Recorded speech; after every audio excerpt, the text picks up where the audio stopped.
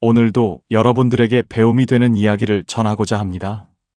혹시 여러분께서는 자식 앞에서 내 마음을 설명하다가 오히려 더 초라해진 적이 있으셨습니까? 그날 저녁 딸아이가 집에 들렀습니다. 오랜만이었습니다. 한 달 만에 보는 얼굴이었으니까요. 저는 반가운 마음에 딸이 좋아하던 나물을 미리 무쳐두었습니다. 된장찌개도 끓였고 냉장고에는 과일도 깎아서 담아두었습니다. 하지만 딸은 식탁에 앉자마자 말했습니다. 엄마, 나 다이어트 중이라서 저녁 안 먹어. 저는 그 말을 듣고 괜히 서운한 마음이 들었습니다. 그래서 이렇게 말했습니다. 그래도 조금만 먹지. 엄마가 내가 좋아하는 거 해놨는데. 그러자 딸은 핸드폰을 보며 대답했습니다. 엄마는 왜 맨날 그런 식으로 말해? 내가 안 먹는다니까. 그 순간 저는 입을 다물었습니다. 뭐라고 더 설명하고 싶었지만 말이 목구멍에서 막혔습니다. 딸은 그새 벌써 소파로 가서 핸드폰만 보고 있었습니다. 저는 혼자 식탁 앞에 앉아서 딸이 먹지 않은 반찬을 바라봤습니다. 그리고 그때 처음으로 이런 생각이 들었습니다. 내가 왜 자식 앞에서까지 이렇게 변명하듯 말하고 있지? 그날 밤 저는 잠을 제대로 이루지 못했습니다. 딸의 그 말투가 계속 귓가에 맴돌았습니다. 엄마는 왜 맨날 그런 식으로 말해? 저는 그저 반가운 마음을 표현한 것뿐이었습니다. 그런데 왜 그게 잘못된 말투가 된 걸까요? 왜 저는 자식 앞에서 제 마음을 설명하려 들었을까요? 그리고 더 이상한 건 이게 처음이 아니라는 거였습니다. 저는 평생 자식들 앞에서 제 마음과 사정을 설명해 왔습니다. 엄마도 그날은 바빴어. 엄마도 그런 뜻은 아니었어. 엄마가 그때는 몰라서 그랬어. 그렇게 말할 때마다 자식들의 표정은 점점 더 무심해졌습니다. 그리고 저는 점점 더 작아졌습니다. 혹시 여러분도 이런 경험 있으셨습니까? 자식에게 내 마음을 설명하다가 오히려 더 서운해진 적 말입니다. 내가 왜 그랬는지, 내가 왜 그렇게 생각했는지, 내가 왜 그렇게 행동했는지 구구절절 설명했는데 자식은 끝까지 듣지도 않고 엄마는 또 그러네 하고 말아버린 적 말입니다. 저는 그날 밤 처음으로 깨달았습니다. 자식 앞에서 내 마음을 증명하려 들수록 부모의 자리는 조용히 무너질 수 있다는 것을요. 그리고 이제야 알았습니다. 세상 그 누구보다 자식 앞에서만큼은 설명하지 말아야 할 것들이 있었다는 것을요. 오늘 이야기는 바로 그 깨달음에 관한 것입니다. 왜 우리는 자식 앞에서 끊임없이 설명하게 되는지, 그리고 그 설명이 왜 오히려 우리를 더 작게 만드는지, 그래서 이제는 무엇을 멈춰야 하는지에 대한 이야기입니다. 끝까지 들어주시면 여러분의 마음도 조금은 정리되실 거라 믿습니다. 저는 그날 이후로 계속 생각했습니다. 왜 나는 자식 앞에서 저렇게 자꾸 설명하게 되는 걸까? 남 앞에서는 그러지 않습니다. 친구가 약속을 취소해도 그럴 수 있지 하고 넘어갑니다. 이웃이 무심한 말을 해도 뭐 어때 하고 잊어버립니다. 그런데 유독 자식 앞에서만큼은 달랐습니다. 자식이 툭 던진 말 한마디에 저는 본능적으로 제 마음을 설명하려 들었습니다. 엄마는 그런 뜻이 아니었어. 엄마가 그때는 몰라서 그랬어. 엄마도 사정이 있었단다. 그렇게 말하고 나면 자식은 대부분 고개도 돌리지 않고 대답했습니다. 네, 알았어요. 그 말투에는 이해도 공감도 없었습니다. 그저 빨리 끝내고 싶다는 느낌만 가득했습니다. 그런데도 저는 그 말을 멈출 수 없었습니다. 왜냐하면 제가 가장 두려운 건 갈등이 아니라 오해였기 때문입니다. 자식이 저를 오해하는 것, 자식이 저를 이기적인 엄마로 생각하는 것, 자식이 저를 차갑고 무심한 부모로 기억하는 것. 그게 제일 무서웠습니다. 그래서 저는 자식 앞에서 끊임없이 설명했습니다. 제가 왜 그랬는지, 제가 왜 그렇게 생각했는지, 제가 왜 그렇게 행동했는지. 하지만 이상한 건 설명할수록 자식과 저 사이의 거리가 점점 더 멀어졌다는 것입니다. 한국보건사회연구원의 한 연구 자료에 따르면 중장년 부모 세대는 자녀와의 갈등 상황에서 오해 해소에 가장 큰 에너지를 쏟는다고 합니다. 반면 자녀 세대는 부모의 그런 해명을 변명으로 받아들이는 경우가 많다고 합니다. 즉, 부모는 관계를 지키기 위해 설명하는데 자식은 그 설명을 듣는 동안 오히려 부모를 더 부담스럽게 느낀다는 것입니다.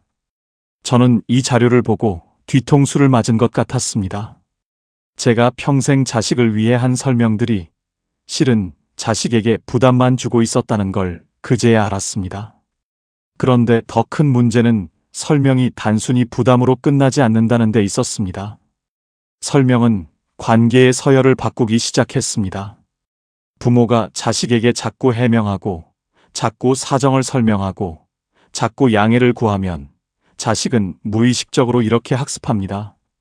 아, 내가 더 우위에 있구나. 엄마는 내 기분을 살펴야 하는 사람이구나. 그리고 그 순간부터 부모의 말은 점점 더 가벼워집니다. 저는 그걸 몸으로 느꼈습니다. 제가 설명할수록 자식들은 점점 더 제 말을 끝까지 듣지 않았습니다. 제가 해명할수록 자식들은 점점 더 무심한 표정으로 고개를 끄덕였습니다. 그리고 저는 점점 더 허락받듯 말하기 시작했습니다. 이번 주말에는 엄마가 좀 바쁠 것 같은데 괜찮겠니? 손주 돌봄은 다음 주로 미뤄도 될까? 엄마가 요즘 몸이 좀 안 좋아서 당분간은 힘들 것 같아. 이렇게 말할 때마다 저는 제가 부모가 아니라 눈치 보는 사람이 된 것 같았습니다. 혹시 여러분도 이런 적 있으셨습니까? 자식에게 내 사정을 설명하다가 어느 순간부터 내가 자식의 허락을 받아야 하는 사람이 된 것 같은 느낌 말입니다. 저는 그때 몰랐습니다. 자식 앞에서 설명하는 것이 대화가 아니라 때로는 부모가 스스로 자리를 내어주는 행동이 될 수 있다는 것을요. 그리고 가장 아픈 건 이 모든 걸 사랑이라는 이름으로 제가 먼저 시작했다는 사실이었습니다. 처음에는 몰랐습니다. 제가 자식에게 설명하는 것이 얼마나 위험한 일인지 말입니다. 저는 그저 오해를 풀고 싶었을 뿐입니다. 제 마음을 알아주길 바랐을 뿐입니다. 하지만 시간이 지나면서 저는 이상한 패턴을 발견하기 시작했습니다. 제가 설명하면 할수록 자식들은 제 말을 더 가볍게 여기게 되었다는 것을요. 어느 날 아들에게 전화가 왔습니다. 엄마, 이번 주말에 애들 데리고 갈게요. 봐주실 수 있죠? 저는 그 주말에 오래전부터 잡아둔 병원 예약이 있었습니다. 그래서 조심스럽게 말했습니다. 미안한데 이번 주는 엄마가 병원 가야 해서. 그러자 아들은 짧게 대답했습니다. 아, 그럼 병원 다녀오고 봐주시면 되잖아요. 오후에만 부탁드릴게요. 저는 말했습니다. 그게 검사가 좀 오래 걸릴 것 같아서 오후에도 힘들 것 같은데. 아들의 목소리가 조금 차갑게 변했습니다. 엄마, 저희도 약속 잡아놓은 건데요. 그냥 병원 예약 미루시면 안 돼요? 그 순간 저는 깨달았습니다. 제가 설명하면 할수록 아들은 제 사정을 이해하는 것이 아니라 제가 양보할 여지를 찾고 있다는 것을요. 병원 예약이라고 말하자 다른 날로 미루면 되잖아요 라는 답이 돌아왔습니다. 몸이 안 좋아서라고 말하면 그렇게 아프신 것도 아니잖아요 라는 말이 돌아왔습니다. 제가 설명을 시작하는 순간 자식들은 그 설명 속에서 제 약점을 먼저 찾기 시작했습니다. 서울대학교 심리학과 연구팀의 조사에 따르면 관계에서 지나친 해명은 오히려 상대방에게 협상 가능한 여지로 해석된다고 합니다. 특히 부모 마이너스 자녀 관계에서 부모가 반복적으로 자신의 입장을 설명할 경우 자녀는 무의식적으로 부모가 양보할 수 있는 부분을 찾는 경향이 있다는 것입니다. 즉, 설명은 이해를 구하는 행동이 아니라 자식에게는 설득당할 수 있는 틈을 보여주는 행동이 되는 것입니다. 저는 이 연구 결과를 보고 소름이 돋았습니다. 제가 평생 자식들에게 한 모든 설명이 실은 제 약점을 스스로 드러내는 행동이었다는 것을 깨달았기 때문입니다. 엄마도 그날은 바빠서 이렇게 말하면 자식은 그럼 다른 날은 괜찮다는 거네요 라고 받아들였습니다. 엄마가 요즘 몸이 좀 안 좋아서 이렇게 말하면 자식은 그렇게 심각한 건 아니구나 라고 판단했습니다. 그리고 가장 아픈 건 자식들이 아기를 가지고 그런 것이 아니라는 점이었습니다. 자식들은 그저 익숙한 패턴을 따라간 것뿐입니다. 부모가 설명하면 그 설명 속에서 가능성을 찾으면 되는 것을, 부모가 사정을 말하면 그 사정이 얼마나 중요한지 판단하면 되는 것을, 그리고 그 판단 기준은 대부분 자식 자신의 편이었습니다. 저는 어느 날 딸과의 대화에서 이것을 더욱 분명히 느꼈습니다. 딸이 물었습니다. 엄마, 다음 주 금요일에 애들 봐주실 수 있어요? 저는 그날 친구들과 오랜만에 약속이 있었습니다. 그래서 말했습니다. 미안한데, 그날은 엄마가 친구들이랑 약속이 있어서. 그러자 딸이 말했습니다. 아, 친구 만나시는 거요? 그럼 다음에 보시면 되잖아요. 저는 일 때문에 그날 꼭 나가야 하는데. 저는 그 순간 가슴이 철렁했습니다. 딸에게 제 약속은 미룰 수 있는 것이었고, 딸의 일정은 꼭 지켜야 하는 것이었습니다. 혹시 여러분도 이런 경험 있으셨습니까? 내 사정을 설명했는데 자식이 그 사정의 중요도를 자기 마음대로 판단해버린 적 말입니다. 엄마 친구 만나는 거야 다음에 봐도 되잖아. 아빠, 그 약속은 미뤄도 되는 거잖아. 이렇게 말하는 자식 앞에서 내가 설명하면 할수록 내 일정과 내 마음이 점점 더 가벼워지는 느낌 말입니다. 저는 그때 알았습니다. 설명은 자식이 나를 이해하게 만드는 것이 아니라 자식이 나를 판단하게 만드는 행동이라는 것을요. 그리고 그 판단은 대부분 제게 불리하게 작용했습니다. 왜냐하면 자식은 이미 자기 입장에서 세상을 보고 있었고 제 설명은 그 입장을 바꾸기에는 너무 약했기 때문입니다. 제가 설명하면 할수록 자식은 엄마는 이해시킬 수 있는 사람이라고 학습했습니다. 제가 사정을 말하면 말할수록 자식은 엄마 일정은 조정 가능한 것이라고 받아들였습니다. 그리고 가장 슬펐던 건 저 스스로도 그렇게 믿기 시작했다는 것입니다. 자식 앞에서 제 일정, 제 마음, 제 몸 상태를 설명하면서 저는 점점 내 것은 미룰 수 있는 것이라고 생각하게 되었습니다. 자식의 일정은 중요하고 제 일정은 그보다 덜 중요한 것이라고 스스로 받아들이게 되었습니다. 그렇게 설명을 반복하는 동안 저는 제 삶의 우선순위에서도 점점 뒤로 밀려나고 있었습니다. 남한테 무시당하는 건 억울하지만 그래도 견딜 수 있습니다. 남은 나를 모르니까요. 남은 내가 평생 어떻게 살아왔는지, 내가 얼마나 애써왔는지 모릅니다. 그래서 남의 무례함은 저 사람이 원래 그런가 보다 하고 넘어갈 수 있습니다. 하지만 자식은 다릅니다. 자식은 내가 누구인지 압니다. 내가 평생 무엇을 하며 살아왔는지, 내가 자식을 위해 무엇을 포기했는지, 내가 얼마나 자식을 생각하며 살았는지 압니다. 그런 자식 앞에서 작아지는 순간, 그건 단순히 서운함이 아닙니다. 그건 내 존재 전체가 흔들리는 경험입니다. 저는 그걸 몇 년 전 명절날 처음으로 분명히 느꼈습니다. 온 가족이 모인 식탁에서 며느리가 말했습니다. 어머니, 요즘은 명절 음식도 다 사 먹잖아요. 왜 이렇게까지 준비하세요? 저는 웃으며 대답했습니다. 그래도 집에서 해먹는 게 맛있잖니? 며느리가 다시 말했습니다. 어머니 힘드실 텐데 우리야 뭐 편한 게 좋죠? 그 말이 배려처럼 들렸지만 이상하게 제 가슴은 답답했습니다. 그리고 아들이 거들었습니다. 엄마, 요즘 시대가 어느 때인데 아직도 이러세요? 그냥 편하게 하세요. 저는 그 순간 아무 말도 하지 못했습니다.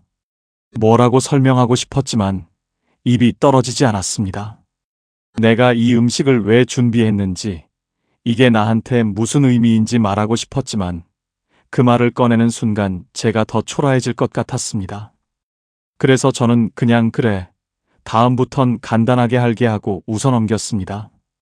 하지만 그날 밤 저는 혼자 부엌에 앉아서 울었습니다. 제가 평생 가족을 위해 차린 밥상이 자식에게는 그저 힘들게 할 필요 없는 일로만 보였다는 사실이 너무 아팠습니다. 혹시 여러분도 이런 순간이 있으셨습니까? 내가 평생 당연하게 해온 일들이 자식 눈에는 이제 그만해도 되는 것으로 보이는 순간 말입니다. 내가 소중하게 지켜온 것들이 자식에게는 요즘 시대에 안 맞는 것으로 치부되는 순간 말입니다. 그때 우리는 단순히 서운한 게 아닙니다. 우리는 우리 삶의 의미 자체가 부정당하는 느낌을 받습니다. 한국노년학회의 연구 자료에 따르면 노년기 부모가 겪는 가장 큰 심리적 고통은 자녀로부터의 무시라고 합니다. 경제적 어려움, 건강 문제보다도 자녀가 자신의 생각과 감정을 대수롭지 않게 여길 때 부모는 가장 깊은 상처를 받는다는 것입니다. 특히 부모가 자녀에게 자신의 입장을 설명하려 할 때 자녀가 그것을 꼰대 같은 소리로 치부해버리면 부모는 자존감에 심각한 타격을 입는다고 합니다. 저는 이 연구 결과를 보면서 제 마음이 왜 그렇게 아팠는지 이해할 수 있었습니다. 제가 자식에게 설명하려 했던 건 단순히 제 행동을 정당화하려는 게 아니었습니다. 저는 제 삶의 방식, 제 가치관, 제가 소중하게 여기는 것들을 이해받고 싶었던 것입니다. 하지만 자식은 그걸 이해하려 하지 않았습니다. 자식은 그저 엄마는 왜 저렇게 사세요? 라고만 생각했습니다. 그리고 가장 슬펐던 건 제가 설명하면 할수록 자식 눈에는 제가 더 고집스럽고 융통성 없는 사람으로만 보였다는 것입니다. 엄마, 왜 그렇게까지 하세요? 라는 말 뒤에는 엄마는 왜 변하지 않으세요? 라는 뜻이 숨어 있었습니다. 저는 제 방식을 지키려 했고 자식은 제가 변하기를 원했습니다. 그 간극을 설명으로 메우려 했지만 설명할수록 그 간극은 더 벌어졌습니다. 어느 날 저는 딸과 이런 대화를 나눴습니다. 딸이 말했습니다. 엄마, 요즘 엄마 또래분들은 다 자기 인생 사세요. 여행도 다니고 취미 생활도 하고. 엄마는 왜 맨날 집에만 계세요? 저는 대답했습니다. 엄마는 집에 있는 게 좋아. 그리고 손주들 보는 것도 좋고. 딸이 말했습니다. 그러니까요. 엄마는 왜 맨날 손주 얘기만 하세요? 엄마 인생도 있잖아요. 저는 그 순간 할 말을 잃었습니다. 제게는 손주를 돌보는 것도 제 인생이었는데 딸 눈에는 그게 엄마가 자기 인생을 포기하는 것으로만 보였습니다. 저는 그때 깨달았습니다. 자식 앞에서 내 삶의 방식을 설명하는 것이 얼마나 무의미한지 말입니다. 자식은 이미 자기 기준으로 세상을 봅니다. 자식은 자기가 생각하는 좋은 삶의 기준으로 부모를 평가합니다. 그리고 부모가 그 기준에 맞지 않으면 부모를 변화가 필요한 사람으로 봅니다. 그 앞에서 아무리 설명해도 소용없습니다. 설명은 이해를 얻지 못하고 오히려 엄마는 왜 저렇게 고집이 세지라는 평가만 받게 됩니다. 그리고 정말 아픈 건 이런 일들이 반복되면서 저 스스로도 제 삶을 의심하기 시작했다는 것입니다. 내가 정말 잘못 살고 있는 건가? 내가 변해야 하는 건가? 내 방식이 틀린 건가? 이 자식이 계속 제 삶의 방식을 지적하고 제가 그걸 설명하려 애쓰는 동안 저는 점점 제 삶에 대한 확신을 잃어갔습니다. 제가 소중하게 여기던 것들이 점점 초라해 보이기 시작했습니다. 혹시 여러분도 이런 적이 있으셨습니까? 자식에게 내 삶의 방식을 설명하다가 오히려 내가 잘못 살고 있는 것처럼 느껴진 적 말입니다. 내가 당연하게 여기던 것들이 자식 앞에서는 시대에 뒤떨어진 것이 되고 내가 소중하게 지켜온 것들이 이제는 내려놓아야 할 것이 되는 순간 말입니다. 그때 우리는 단순히 세대 차이를 느끼는 게 아닙니다. 우리는 우리 존재 자체가 부정당하는 느낌을 받습니다. 저는 그날 이후로 알았습니다. 남한테 무시당하는 것보다 자식 앞에서 작아지는 것이 훨씬 더 아프다는 것을요. 왜냐하면 자식은 나를 아니까요.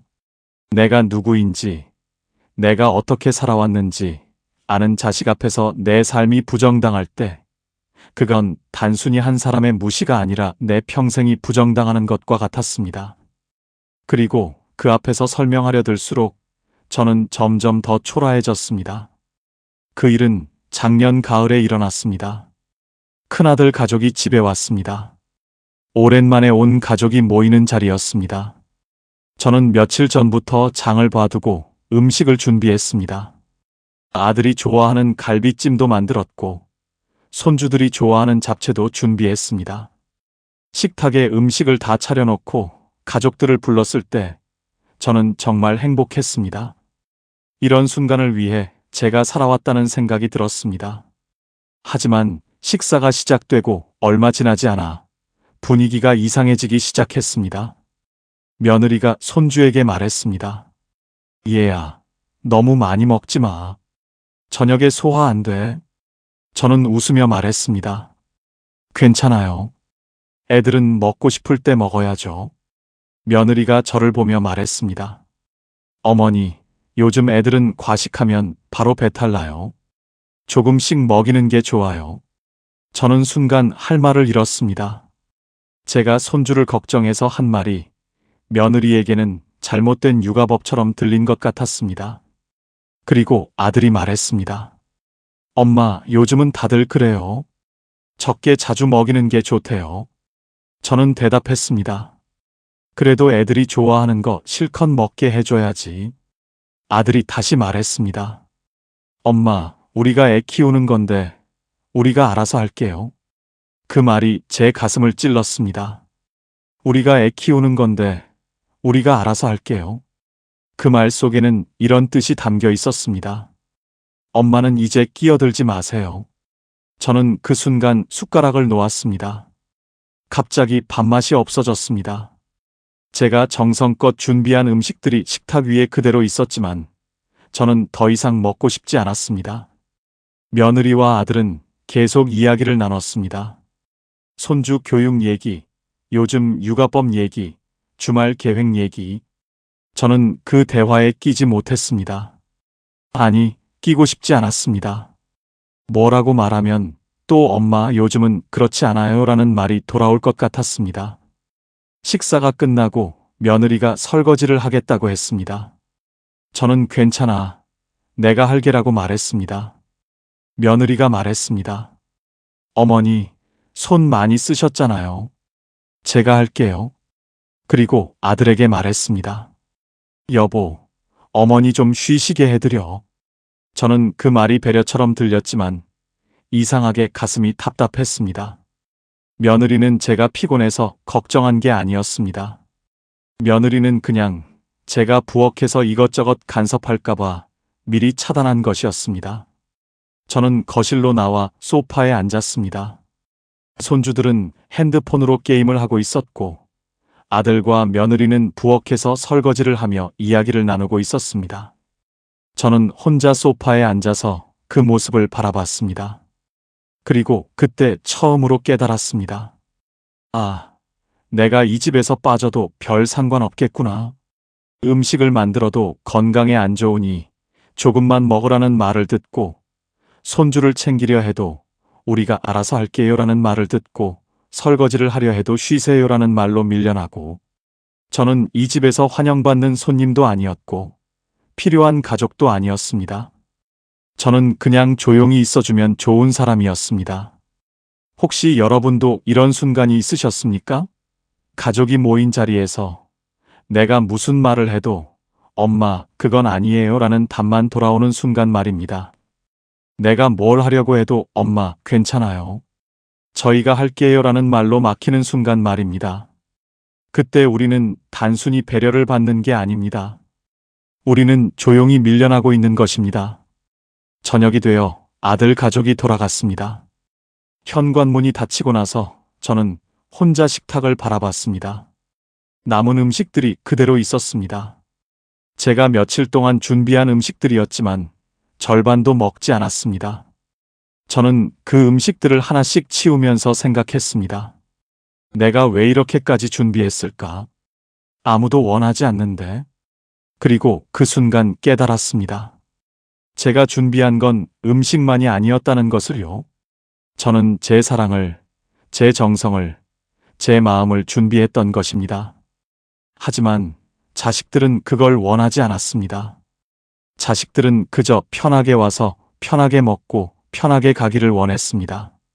제 마음은 그들에게 부담이었습니다. 저는 그날 밤 침대에 누워서 계속 생각했습니다. 내가 무엇을 잘못했을까? 손주를 챙기는 게 잘못이었을까? 음식을 많이 준비한 게 잘못이었을까?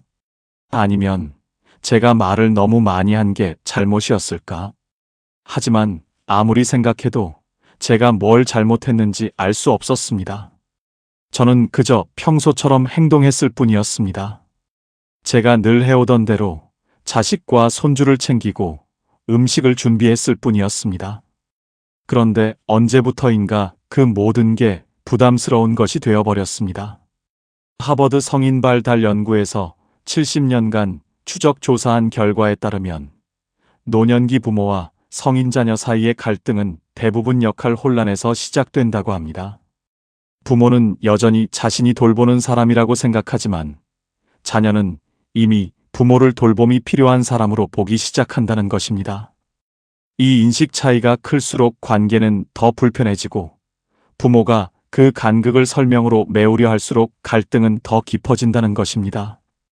저는 이 연구 결과를 보고 울컥했습니다. 바로 이것이었습니다. 저는 아직도 제가 아이들을 챙겨야 하는 엄마라고 생각했습니다.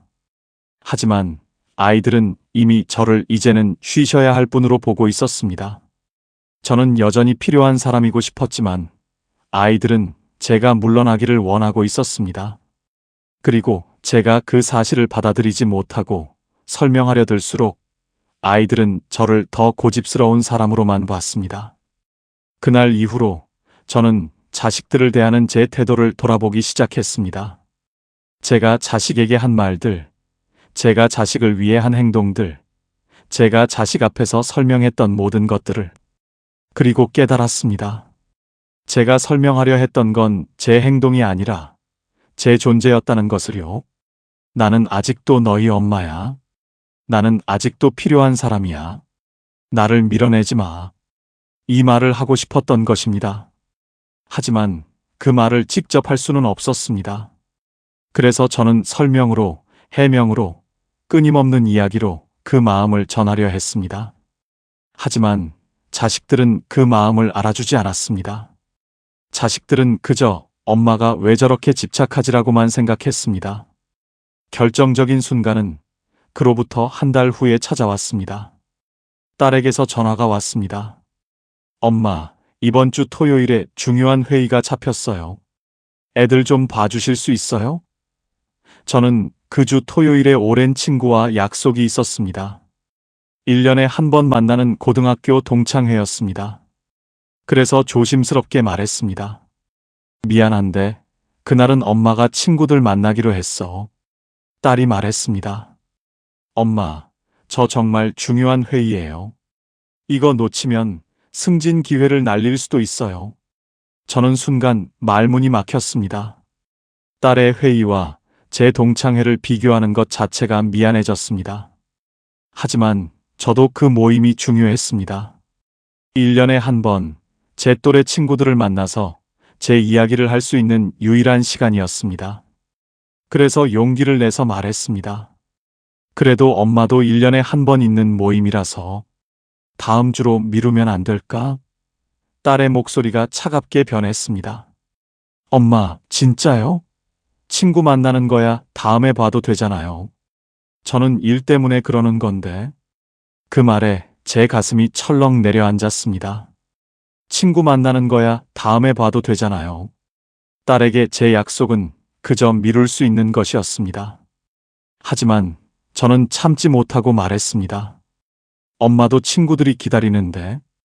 그리고 엄마도 그 시간이 소중해. 딸이 말을 잘랐습니다. 엄마, 지금 진짜 그러세요?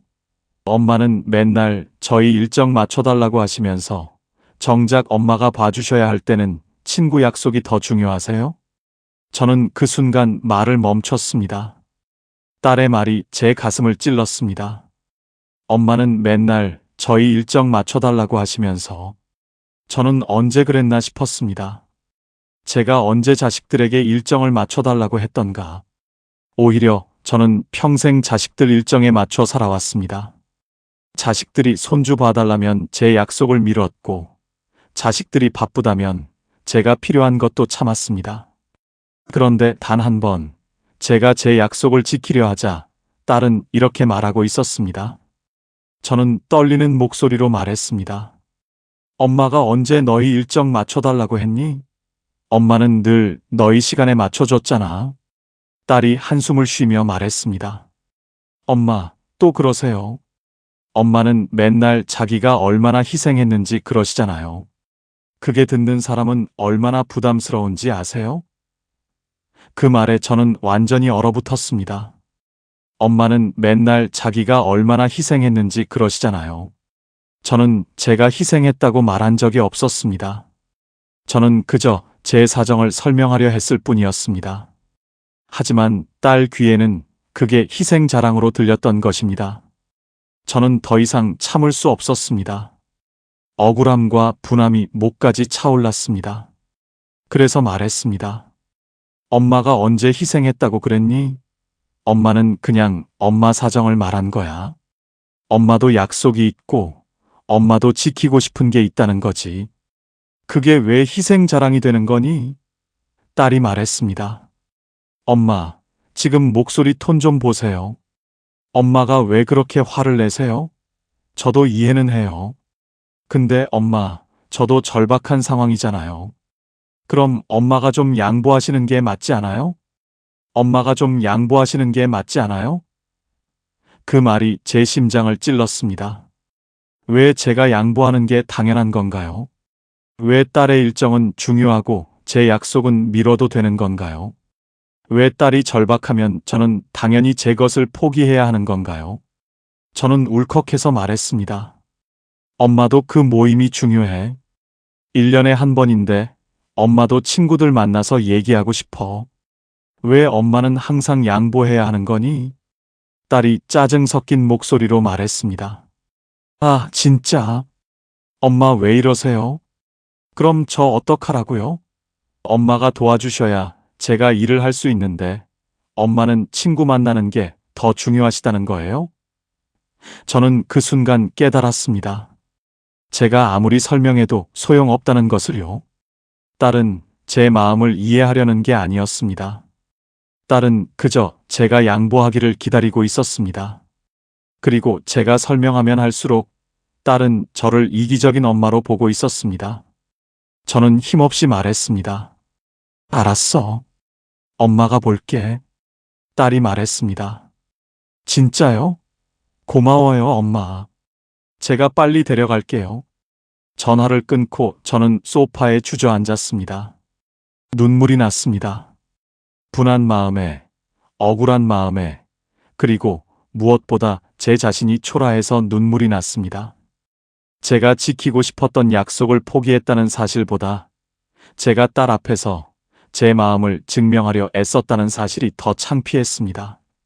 저는 왜 딸에게 제 약속도 중요하다고 설명하려 들었을까요? 저는 왜 제 친구 모임이 소중하다고 이해받으려 했을까요? 딸에게 그런 건 중요하지 않았습니다. 딸에게 중요한 건 자기 회의였고 엄마가 손주를 봐주는 것이었습니다. 그 외의 것들, 엄마의 약속이나 엄마의 마음 같은 건 딸에게는 양보 가능한 것이었습니다. 그리고 제가 그걸 설명하려 하자 딸은 저를 희생을 강요하는 엄마로 봤습니다. 혹시 여러분도 이런 경험 있으셨습니까? 자식에게 내 마음을 설명했는데 오히려 엄마는 왜 그렇게 집착하세요라는 말만 들어본 적 말입니다. 내가 소중하게 여기는 것을 지키려 했는데 자식은 그것보다 나를 도와주는 게 더 중요하잖아요 라고 말하는 순간 말입니다. 그때 우리는 단순히 거절당하는 게 아닙니다. 우리는 우리의 진심 자체가 부정당하는 것입니다. 그날 저녁 저는 친구에게 전화를 걸어 동창회에 못 간다고 말했습니다. 친구가 물었습니다. 무슨 일 있어? 저는 대답했습니다. 손주 봐줘야 해서. 친구가 말했습니다. 또? 너 지난번에도 그랬잖아. 자식들이 너무 당연하게 생각하는 거 아니야? 저는 아무 말도 하지 못했습니다. 친구 말이 맞았습니다. 자식들은 제가 손주를 봐주는 걸 너무 당연하게 생각하고 있었습니다. 그리고 제가 못 봐주겠다고 하면 저를 이기적인 사람으로 봤습니다. 전화를 끊고 저는 거울 앞에 섰습니다. 거울 속에 제 얼굴이 너무 초라해 보였습니다. 저는 제 자식에게 제 마음을 증명하려 애쓰는 사람이 되어 있었습니다. 저는 제 약속도 소중하다고, 제 시간도 중요하다고, 제 친구도 만나고 싶다고 설명하는 사람이 되어 있었습니다. 그리고 그 모든 설명은 결국 엄마는 왜 그렇게 이기적이세요? 라는 말로 돌아왔습니다. 저는 그 순간 깨달았습니다. 부모가 가장 초라해지는 순간은 자식에게 자신의 진심을 증명하려 들 때라는 것을요. 그날 이후로 저는 며칠 동안 아무것도 하고 싶지 않았습니다. 자식에게 전화도 하기 싫었고 밥도 먹기 싫었습니다. 그저 멍하니 앉아서 생각했습니다. 내가 뭘 잘못했을까? 내가 왜 이렇게까지 설명하려 들었을까? 내가 왜 자식 앞에서 내 마음을 증명하려 했을까? 그리고 며칠을 그렇게 보내고 나서 저는 한 가지를 깨달았습니다. 제가 잘못한 건 자식을 사랑한 것도 자식을 챙긴 것도 아니었습니다. 제가 잘못한 건 자식에게 모든 것을 설명하려 했다는 것이었습니다. 저는 평생 자식들에게 제 마음을 설명해 왔습니다. 왜 제가 그렇게 행동했는지, 왜 제가 그렇게 생각했는지, 왜 제가 그런 선택을 했는지, 저는 자식들이 저를 이해해 주기를 바랐습니다. 하지만 자식들은 제 설명을 들으면서 저를 이해한 게 아니라 저를 판단했습니다. 그리고 그 판단은 대부분 제게 불리했습니다. 왜냐하면 자식들은 이미 자기 입장에서 세상을 보고 있었고 제 설명은 그들의 생각을 바꾸기에는 너무 약했기 때문입니다. 그때 저는 복지관에서 만난 한 어르신의 말이 떠올랐습니다. 그분은 이렇게 말씀하셨습니다. 자식한테는 설명하지 마세요. 설명하는 순간 우리가 약해 보여요. 그냥 안 되는 건 안 된다고 하고 할 수 없는 건 할 수 없다고 하세요. 거기에 이유를 붙이지 마세요. 저는 그때는 그 말을 이해하지 못했습니다. 자식인데 왜 설명을 하면 안 되나 싶었습니다. 하지만 이제는 그 말이 무슨 뜻인지 알 것 같았습니다. 자식에게 설명하지 말아야 할 것들이 있었습니다. 제 외로움을 설명하지 말아야 했습니다. 제가 얼마나 외로운지, 제가 얼마나 자식들을 기다리는지, 제가 얼마나 자식들과 함께 있고 싶은지, 이런 것들을 설명하면 자식들은 그걸 이해하는 게 아니라 엄마가 우리한테 너무 의존하는구나 라고 생각했습니다. 제 억울함도 설명하지 말아야 했습니다. 제가 평생 얼마나 희생했는지, 제가 자식들을 위해 무엇을 포기했는지, 이런 것들을 말하면 자식들은 그걸 고마워하는 게 아니라 엄마가 또 희생 자랑하네라고 받아들였습니다. 제 건강 상태도 구구절절 설명하지 말아야 했습니다. 어디가 아픈지, 병원에 얼마나 자주 가는지, 몸이 얼마나 불편한지, 이런 것들을 자세히 말하면 자식들은 걱정하는 게 아니라 엄마가 과장하시는구나 또는 그럼 이제 우리가 엄마를 챙겨야 하나라고 생각했습니다. 제 경제 사정도 설명하지 말아야 했습니다. 돈이 얼마나 모자라는지, 생활비가 얼마나 빠듯한지, 이런 것들을 말하면 자식들은 도와주는 게 아니라 엄마가 돈 달라는 말을 돌려서 하시는구나 라고 오해했습니다. 그리고 무엇보다 제가 왜 그렇게 살아왔는지를 설명하지 말아야 했습니다. 왜 제가 명절 음식을 직접 만드는지, 왜 제가 손주를 보고 싶어 하는지, 왜 제가 자식들 집에 가고 싶어 하는지, 이런 것들을 설명하면 자식들은 이해하는 게 아니라 엄마는 왜 저렇게 고집이 세지라고만 생각했습니다. 왜냐하면 자식들에게는 이미 자기들만의 기준이 있었고, 제 설명은 그 기준을 바꾸지 못했기 때문입니다. 미국 예일대학교 심리학과의 연구에 따르면 성인이 된 자녀는 부모의 감정적 설명을 논리적으로 받아들이지 못하는 경향이 있다고 합니다. 특히 부모가 자신의 감정이나 입장을 길게 설명할수록 자녀는 그것을 감정적 호소로 받아들이고 오히려 거리를 두려 한다는 것입니다. 반면 부모가 짧고 명확하게 안 된다 할 수 없다고 말할 때 자녀는 그것을 부모의 확고한 의지로 받아들이고 존중하게 된다고 합니다. 저는 이 연구 결과를 보고 많은 것을 깨달았습니다. 제가 평생 자식들에게 제 마음을 설명하려 했던 건 자식들에게 이해받기 위해서였습니다. 하지만 그 설명들은 이해를 얻지 못했고 오히려 저를 더 약하게 만들었습니다. 자식들은 제 설명을 들으면서 엄마는 설득할 수 있는 사람이라고 학습했습니다. 그리고 제가 설명하면 할수록 자식들은 저를 더 가볍게 여겼습니다. 저는 그때부터 조금씩 달라지기 시작했습니다. 더 이상 자식들에게 제 마음을 설명하지 않기로 했습니다. 안 되는 건 그냥 안 된다고 하기로 했습니다. 할 수 없는 건 그냥 할 수 없다고 하기로 했습니다. 그리고 거기에 긴 이유를 붙이지 않기로 했습니다. 처음에는 어색했습니다. 평생 설명하며 살아온 제가 갑자기 설명 없이 말하는 게 너무 어색했습니다. 그리고 자식들이 섭섭해할까봐 두려웠습니다. 하지만 저는 해보기로 했습니다. 얼마 후 아들에게서 전화가 왔습니다. 엄마, 다음 주 주말에 애들 좀 봐주실 수 있어요? 예전 같았으면 저는 이렇게 말했을 것입니다. 미안한데 엄마가 그날 병원 가야 해서 검사도 받아야 하고 시간도 오래 걸릴 것 같아서. 하지만 이번에는 달랐습니다. 저는 짧게 말했습니다. 미안하지만 다음 주는 안 돼. 아들이 물었습니다. 왜요? 무슨 일이 있으세요? 저는 대답했습니다. 응, 엄마 일정이 있어. 더 이상 구체적으로 설명하지 않았습니다. 아들이 잠시 침묵하더니 말했습니다. 아, 그러세요? 알겠습니다. 그럼 다른 방법 찾아볼게요. 전화를 끊고 저는 놀랐습니다. 아들이 제 거절을 그냥 받아들인 것입니다. 제가 길게 설명하지 않았는데도 아들은 화내지 않았습니다. 섭섭해하지도 않았습니다. 그냥 알겠습니다라고 했습니다. 저는 그때 깨달았습니다. 제가 설명하지 않을 때 오히려 자식들이 제 말을 더 존중한다는 것을요. 며칠 후 딸에게서도 전화가 왔습니다. 엄마, 이번 주말에 우리 집에 오실래요? 같이 저녁 먹어요.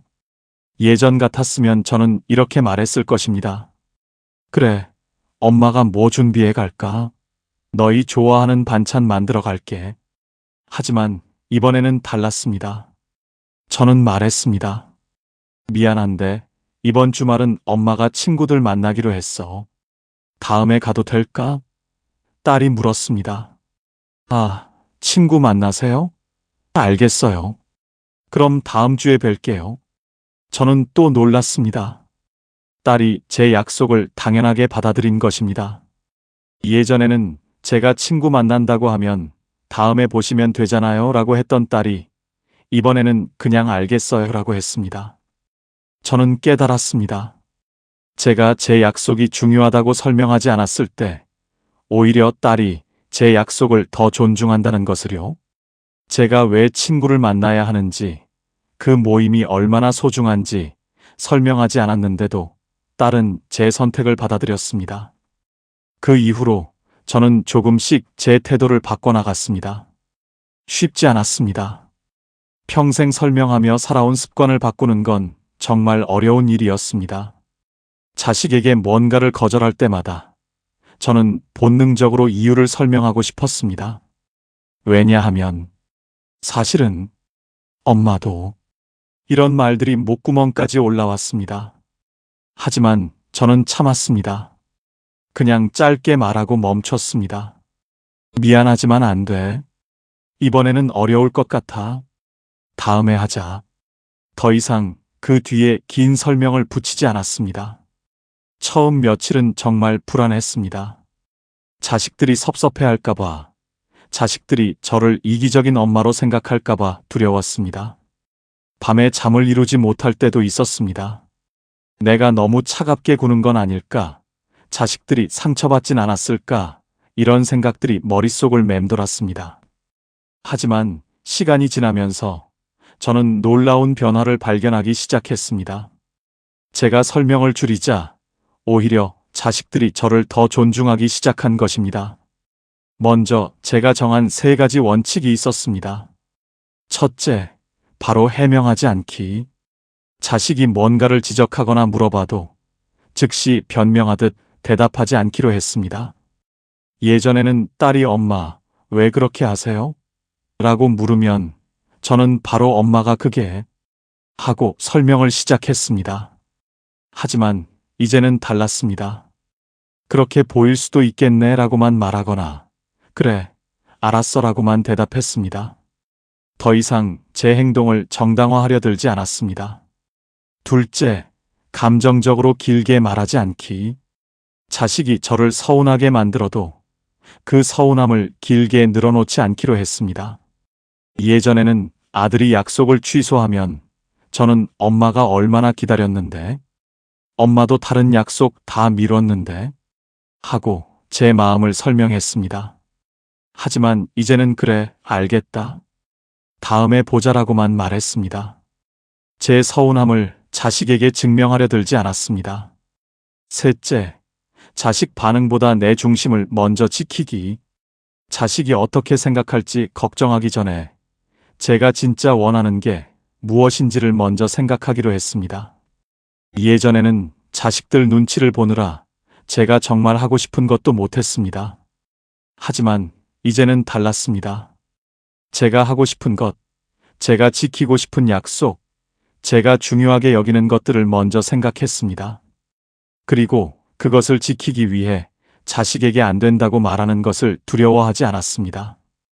이 3가지 원칙을 지키면서 저는 조금씩 달라지기 시작했습니다. 어느 날 딸이 전화를 했습니다. 엄마, 저번에 제가 말씀드린 손주 돌봄 건은 어떻게 하실 거예요? 예전 같았으면 저는 긴장하며 이렇게 말했을 것입니다. 엄마가 그날 몸이 좀 안 좋아서 병원도 가야 하고 미안하지만, 하지만 이번에는 담담하게 말했습니다. 이번에는 어려울 것 같아. 다른 방법을 찾아봐. 딸이 잠시 침묵하더니 말했습니다. 아, 알겠어요. 제가 알아볼게요. 전화를 끊고 저는 깊게 숨을 쉬었습니다. 제 심장이 빠르게 뛰고 있었습니다.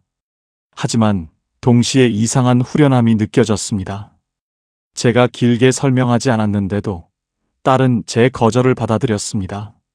제가 왜 안 되는지 증명하지 않았는데도 딸은 화내지 않았습니다. 그냥 알겠어요 라고 했습니다. 저는 그때 느꼈습니다. 제가 확고하게 말할 때 자식들도 그걸 존중한다는 것을요. 며칠 후에는 아들에게서 전화가 왔습니다. 엄마, 명절에 우리 집으로 오세요. 제가 음식 준비할게요. 예전 같았으면 저는 이렇게 말했을 것입니다. 아니야, 엄마가 할게. 내가 바쁘잖아. 엄마가 준비하는 게 익숙하고. 하지만 이번에는 말했습니다. 그래, 고마워. 그럼 엄마는 편하게 갈게. 더 이상 제가 직접 해야 한다고 고집하지 않았습니다. 제 역할을 증명하려 들지 않았습니다. 명절날 아들 집에 갔을 때 정말 신기한 일이 벌어졌습니다. 며느리가 준비한 음식을 보고 저는 고생했네, 맛있겠다라고만 말했습니다. 예전 같았으면 저는 부엌에 들어가서 이건 이렇게 하는 게 더 좋아, 저건 저렇게 해야 해 하고 간섭했을 것입니다. 하지만 이번에는 그러지 않았습니다. 그냥 며느리가 한 일을 인정하고 감사했습니다. 그러자 며느리 표정이 부드러워졌습니다. 며느리가 말했습니다. 어머니, 편하게 앉아 계세요. 제가 다 할게요. 예전에는 그 말이 끼어들지 마세요처럼 들렸는데 이번에는 진짜 배려처럼 들렸습니다. 식사를 하는 동안에도 저는 달랐습니다. 손주가 뭘 먹든 며느리가 어떻게 챙기든 저는 간섭하지 않았습니다. 그냥 지켜봤습니다. 그러자 분위기가 훨씬 편해졌습니다. 아들과 며느리는 편하게 이야기를 나눴고 손주들도 자연스럽게 밥을 먹었습니다. 저는 그 모습을 보면서 깨달았습니다. 제가 설명하고 간섭하지 않을 때 오히려 이 자리가 더 편해진다는 것을요. 서울대학교 가족관계연구소의 조사에 따르면 노년기 부모가 성인 자녀와의 관계에서 적절한 거리를 유지할 때 관계 만족도가 가장 높다고 합니다. 여기서 적절한 거리란 부모가 자녀의 삶에 과도하게 개입하지 않고 동시에 자신의 의견을 길게 설명하거나 정당화하려 들지 않는 것을 의미한다고 합니다. 즉, 부모가 자신의 경계를 명확히 하고 자녀의 선택을 존중할 때 관계가 가장 건강해진다는 것입니다. 저는 이 연구 결과를 보고 제가 가는 길이 맞다는 확신을 가졌습니다. 제가 설명을 줄이고 간섭을 멈추고 제 경계를 지키기 시작하자 자식들과의 관계가 실제로 나아지고 있었습니다. 자식들은 더 이상 저를 설득해야 하는 사람으로 보지 않았습니다. 자식들은 저를 존중해야 하는 사람으로 보기 시작했습니다. 그리고 그 변화는 제가 긴 설명을 멈췄을 때 시작되었습니다. 어느 날 딸이 이렇게 말했습니다. 엄마, 요즘 편해 보이세요. 표정도 밝아지신 것 같고. 저는 웃으며 대답했습니다. 그래, 엄마도 그런 것 같아. 딸이 물었습니다. 무슨 좋은 일이 있으세요? 저는 대답했습니다. 특별한 건 없어. 그냥 엄마가 조금 달라진 것뿐이야. 더 이상 구체적으로 설명하지 않았습니다. 그리고 딸도 더 이상 묻지 않았습니다. 그냥 그럼 다행이네요 하고 웃었습니다. 저는 그 순간 느꼈습니다. 제가 모든 걸 설명하지 않아도 딸은 저를 이해한다는 것을요. 아니, 정확히 말하면 이해하지 않아도 괜찮다는 것을요. 제가 설명을 멈추자 달라진 건 자식들만이 아니었습니다. 저 자신도 달라지기 시작했습니다. 아침에 눈을 떴을 때 마음이 한결 가벼웠습니다. 자식들에게 전화할 때 긴장하지 않았습니다. 자식들이 뭔가를 부탁해도 죄책감 없이 거절할 수 있었습니다. 저는 더 이상 자식 앞에서 제 마음을 증명할 필요가 없었습니다. 저는 그냥 저였습니다. 그리고 그것만으로도 충분했습니다. 제가 설명을 멈추고 몇 달이 지났을 때 저는 거울 앞에 섰습니다. 그리고 제 얼굴을 오랫동안 바라봤습니다. 예전과 뭔가 달라진 것 같았습니다. 얼굴은 그대로였지만 표정이 달라져 있었습니다. 눈가에 있던 긴장감이 사라졌고 입가에 있던 쓴웃음도 없어졌습니다. 저는 더 이상 자식들 눈치를 보며 살지 않았습니다. 저는 더 이상 제 마음을 증명하려 애쓰지 않았습니다. 그리고 그 변화가 제 얼굴에 그대로 나타나 있었습니다. 아침이 달라졌습니다. 예전에는 아침에 눈을 뜨면 가장 먼저 휴대폰을 확인했습니다. 자식들한테 연락이 왔나? 손주는 잘 있나? 혹시 제가 뭘 잘못한 건 아닌가? 이런 생각들로 아침이 무거웠습니다. 하지만 이제는 달랐습니다. 아침에 눈을 뜨면 창밖을 봤습니다. 날씨가 어떤지, 오늘은 뭘 하며 보낼지 생각했습니다. 자식들 생각이 안 나는 건 아니었습니다. 하지만 그 생각이 더 이상 저를 짓누르지 않았습니다. 전화도 달라졌습니다. 예전에는 자식들에게 전화할 때마다 긴장했습니다. 지금 전화해도 될까? 혹시 바쁜 건 아닐까? 귀찮게 하는 건 아닐까? 이런 걱정들이 앞섰습니다. 그래서 전화를 걸고 나서도 엄마인데 바쁘니? 라고 먼저 물었습니다. 하지만 이제는 그러지 않았습니다. 전화하고 싶으면 그냥 전화했습니다. 응, 엄마야. 잘 지내니? 간단하게 인사했습니다. 자식이 바쁘다면 그래. 나중에 통화하자 하고 끊었습니다. 더 이상 미안해하지 않았습니다. 그리고 놀라운 일이 일어났습니다. 제가 달라지자 자식들도 조금씩 달라지기 시작한 것입니다. 먼저 달라진 건 전화 횟수였습니다. 예전에는 제가 먼저 전화하는 경우가 대부분이었습니다. 자식들은 필요할 때만 전화했습니다. 손주 봐달라거나 뭔가 부탁할 일이 있을 때만 연락했습니다.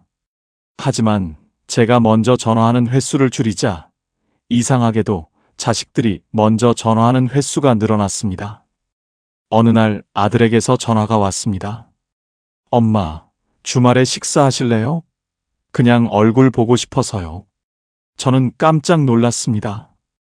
아들이 그냥이라는 말을 한 게 얼마만인지 몰랐습니다. 손주 봐달라는 말도 없고 부탁할 일이 있다는 말도 없이 그냥 얼굴 보고 싶다고 한 게 언제였는지 기억이 나지 않았습니다. 저는 담담하게 대답했습니다. 그래, 좋지. 토요일 어때? 예전 같았으면 저는 어머, 정말? 엄마가 뭐 준비해 갈까? 라고 했을 것입니다. 하지만 이제는 그러지 않았습니다. 그냥 자연스럽게 받아들였습니다. 딸도 달라졌습니다. 어느 날 딸이 집에 들렀을 때 딸이 말했습니다. 엄마, 요즘 엄마 진짜 달라지신 것 같아요. 저는 물었습니다. 뭐가? 딸이 웃으며 말했습니다. 예전에는 엄마가 항상 뭔가 설명하려고 하셨잖아요. 근데 요즘은 그냥 짧게 말씀하시고 끝내시니까 오히려 더 편한 것 같아요. 저도 엄마한테 부담 안 드리는 것 같고. 저는 그 말을 듣고 가슴이 뭉클했습니다. 딸이 제 변화를 알아차린 것입니다. 그리고 그 변화를 편하다고 느낀 것입니다. 며느리와의 관계도 나아졌습니다. 예전에는 며느리와 있으면 항상 긴장했습니다. 제가 뭘 말하든 며느리가 요즘은 그렇지 않아요 라고 할 것 같았습니다. 그래서 저는 말을 조심했고 간섭하지 않으려 애썼습니다. 하지만 그럴수록 오히려 분위기가 어색했습니다. 제가 너무 조심하니까 며느리도 불편해했습니다. 그런데 이제는 달랐습니다. 저는 더 이상 며느리 눈치를 보지 않았습니다. 할 말이 있으면 했고 없으면 편하게 있었습니다. 그러자 며느리도 편해졌습니다. 어느 날 며느리가 이렇게 말했습니다.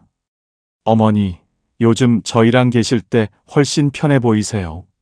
저는 웃으며 대답했습니다. 그래, 나도 편해. 며느리가 말했습니다.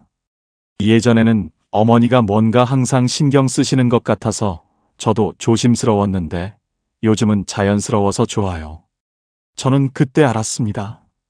제가 자식들에게 설명하고 증명하려 들 때 자식들도 불편했다는 것을요. 제가 제 마음을 편하게 가지자 자식들도 편해진 것입니다. 손주들도 달라졌습니다. 예전에는 손주들이 저를 볼 때 약간 부담스러워하는 것 같았습니다. 제가 이것저것 챙기고 이것저것 먹이려 하니까요. 하지만 이제는 손주들이 저를 보면 편하게 다가왔습니다. 할머니, 오늘 뭐 하세요? 라고 물었습니다. 저는 할머니는 친구 만나러 가. 너희는? 하고 대답했습니다. 예전 같았으면 할머니가 너희랑 놀아줄까? 라고 했을 것입니다. 하지만 이제는 제가 제 일정을 먼저 말했습니다. 그러자 손주들도 자연스럽게 받아들였습니다. 심리학자 칼 로저스는 진정한 관계의 시작은 상대를 변화시키려는 노력을 멈출 때라고 했습니다. 저는 이 말을 곱씹어 봤습니다. 제가 평생 자식들에게 한 모든 설명은 결국 자식들을 변화시키려는 노력이었습니다. 자식들이 저를 이해하게 만들고, 자식들이 저를 존중하게 만들고, 자식들이 저를 사랑하게 만들려는 노력이었습니다.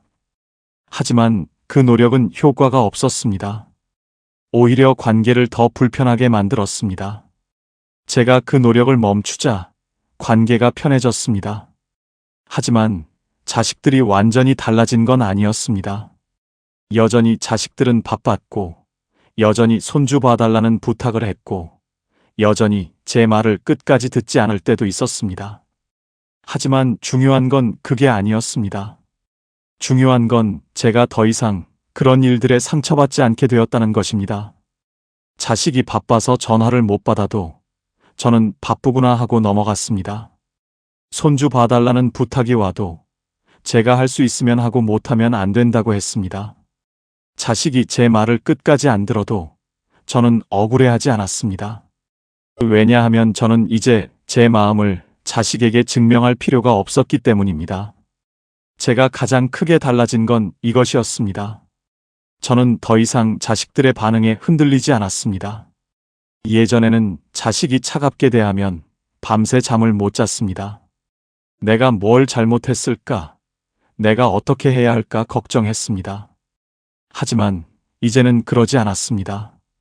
자식이 차갑게 대하면 저 아이도 무슨 일이 있나 보다 하고 생각했습니다. 그리고 제 할 일을 했습니다.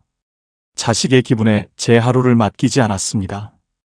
혹시 여러분도 이런 변화를 경험해 보셨습니까? 내가 먼저 달라지자 자식도 조금씩 달라지기 시작하는 경험 말입니다. 내가 설명을 멈추자 오히려 자식이 더 편하게 다가오는 경험 말입니다. 완전히 달라진 건 아니지만 관계가 예전보다 훨씬 가볍고 편해지는 느낌 말입니다. 그리고 무엇보다 내 마음이 편해지는 경험 말입니다. 저는 이제 압니다. 관계를 바꾸는 건 자식이 아니라 나라는 것을요. 제가 설명을 멈추고 제 경계를 지키고 제 삶을 살기 시작하자 자식들도 조금씩 달라졌습니다.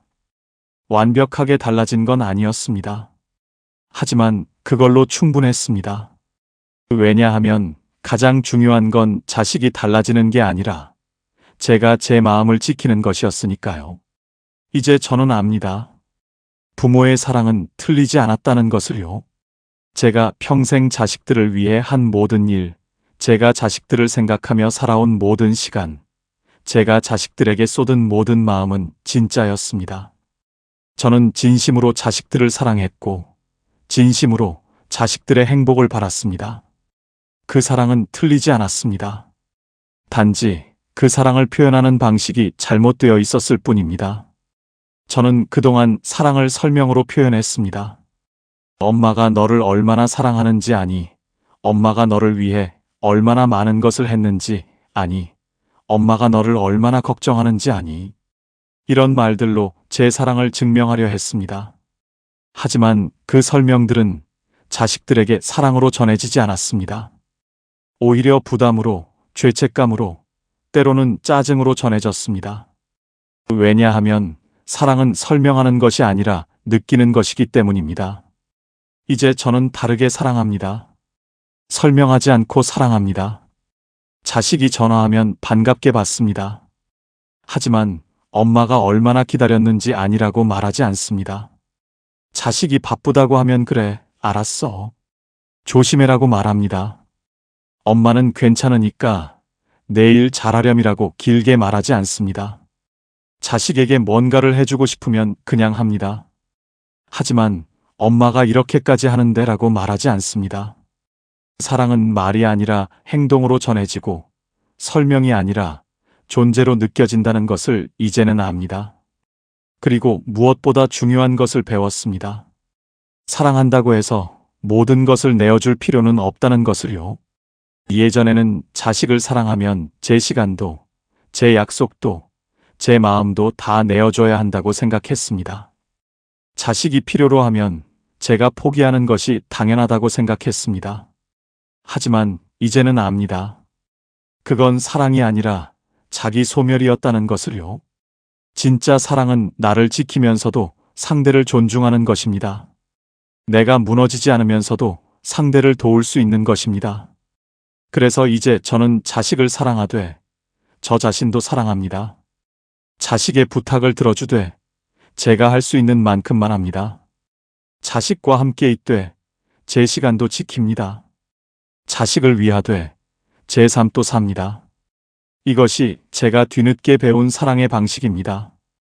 그리고 놀랍게도 제가 이렇게 사랑하기 시작하자 자식들도 저를 더 편하게 대하기 시작했습니다. 제가 저를 귀하게 대하자 자식들도 저를 귀하게 대했습니다. 혹시 여러분도 평생 자식 앞에서 제 마음을 설명하며 살아오셨습니까? 자식이 저를 이해해 주기를, 자식이 제 희생을 알아주기를, 자식이 제 사랑을 느껴주기를 바라며 끊임없이 말해 오셨습니까? 그리고 그 말들이 오히려 관계를 더 불편하게 만들고 자식과의 거리를 더 멀어지게 만들었다는 것을 느끼셨습니까? 이제 멈춰도 됩니다. 더 이상 설명하지 않아도 됩니다. 자식에게 제 마음을 증명할 필요가 없습니다. 왜냐하면 진짜 사랑은 증명하는 것이 아니라 그냥 존재하는 것이기 때문입니다. 자식이 그걸 알아주든 모르든, 자식이 이해하든 안 하든, 그건 중요하지 않습니다. 중요한 건 제가 제 마음을 지키고 제 삶을 사는 것입니다. 부모도 사람입니다. 부모에게도 감정이 있고, 약속이 있고, 하고 싶은 일이 있습니다. 부모에게도 지키고 싶은 시간이 있고, 만나고 싶은 사람이 있고, 소중하게 여기는 것들이 있습니다. 그것들을 자식 앞에서 굳이 설명할 필요는 없습니다. 설명하는 순간, 그것들은 양보 가능한 것이 되어버립니다. 그냥 지키면 됩니다. 안 되라고 말하면 됩니다. 할 수 없어라고 말하면 됩니다. 거기에 긴 이유를 붙이지 않아도 됩니다. 처음에는 어색할 것입니다. 평생 설명하며 살아온 습관을 바꾸는 건 쉽지 않습니다. 자식이 섭섭해할까봐, 자식이 저를 이기적인 사람으로 볼까봐 두려울 것입니다. 하지만 해보십시오. 한 번만 해보십시오. 자식의 부탁을 거절할 때, 긴 설명 없이 짧게 안 되라고만 말해보십시오. 자식이 뭔가를 지적할 때, 바로 변명하지 말고, 그렇게 보일 수도 있겠네 라고만 말해보십시오. 그리고 기다려보십시오. 자식의 반응을 기다려보십시오. 놀라운 일이 일어날 것입니다. 여러분이 생각했던 것과 달리 자식은 섭섭해하지 않을 것입니다. 화내지도 않을 것입니다. 오히려 여러분의 말을 더 존중할 것입니다. 왜냐하면 자식도 알기 때문입니다. 부모가 확고하게 말할 때 그건 진짜라는 것을요. 부모가 길게 설명하지 않고 짧게 말할 때 그건 바꿀 수 없는 것이라는 것을요. 그리고 무엇보다 여러분 자신이 편해질 것입니다. 아침에 눈을 떴을 때 마음이 가벼워질 것입니다. 자식에게 전화할 때 긴장하지 않게 될 것입니다. 자식의 부탁을 거절할 때 죄책감을 느끼지 않게 될 것입니다.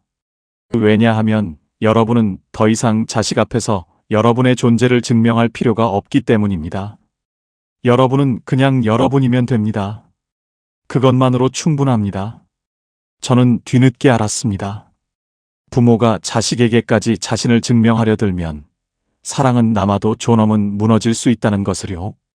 제가 자식 앞에서 제 마음을 설명하고 제 행동을 정당화하고 제 희생을 말할 때 저는 부모로서의 품격을 잃고 있었습니다.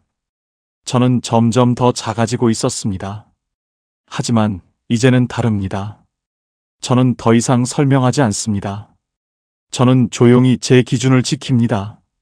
저는 제 삶을 삽니다. 그리고 이것이 제가 여러분께 전하고 싶은 마지막 말입니다. 자식을 사랑하십시오. 하지만 그 사랑 안에 여러분 자신도 함께 넣으십시오. 자식을 위하십시오. 하지만 여러분의 삶도 포기하지 마십시오. 자식과 함께 하십시오. 하지만 여러분의 시간도 지키십시오. 그리고 무엇보다 자식 앞에서 여러분 자신을 증명하려 들지 마십시오. 여러분은 이미 충분히 훌륭한 부모입니다. 여러분은 평생 자식을 위해 살아왔습니다.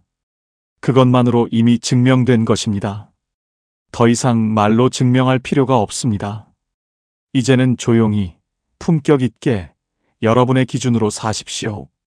설명보다는 침묵으로, 해명보다는 확신으로, 증명보다는 존재로 자식과 관계하십시오. 그때 비로소 여러분은 진짜 부모의 자리를 되찾을 수 있을 것입니다. 그리고 자식도 그런 여러분을 더욱 존중하게 될 것입니다. 구독과 좋아요는 더 많은 분들께 이런 배움의 이야기를 전하는데 큰 힘이 됩니다. 다음에도 여러분의 삶에 작은 울림이 되는 이야기로 찾아뵙겠습니다. 감사합니다.